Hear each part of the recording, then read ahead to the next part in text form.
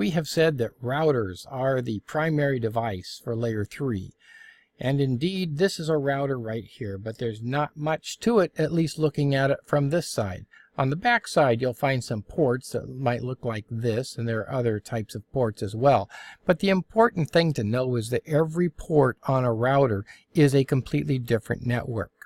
So this could be a 10 dot something network, maybe a 192 something network, a 172 something network, a 200 network, different networks.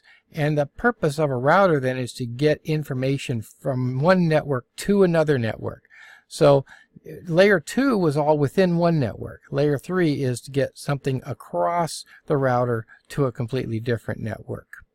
Every port on the router not only has a different network, but every port on the router also has an IP address on that network.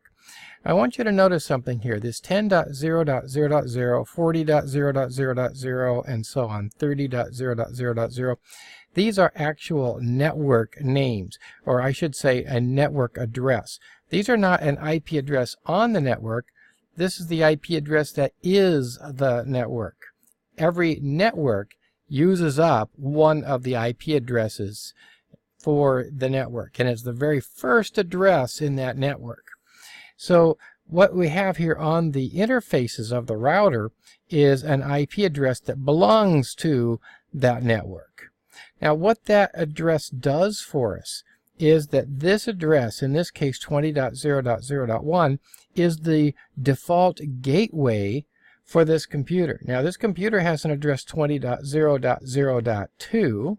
The network address is 20.0.0.0, and the default gateway is 20.0.0.1. So always remember that the default gateway, when you're setting up a computer or any device and it's asking for the default gateway, what that means is that it's the connection to the router, the connection on the router, or I should say the router interface that it's connected to on the nearest router to that device. Now there might be switches or anything else in between here, but it is the router that we're talking about and that interface on the router. That is the default gateway. That is the address that this computer will send information to if it wants to send something off of the 20 network. So in other words, it says, hey, this is a 40 dot something network.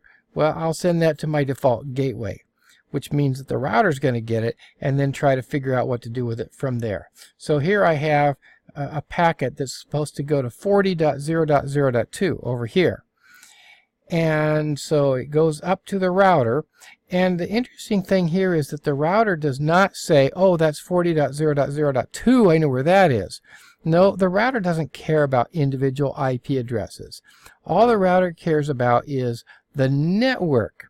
And so it says, oh, this goes to the 40.0.0.0 network, and it sends it on its way out to there. Now the devices here have to worry about getting it to the right place once it's gone out of here.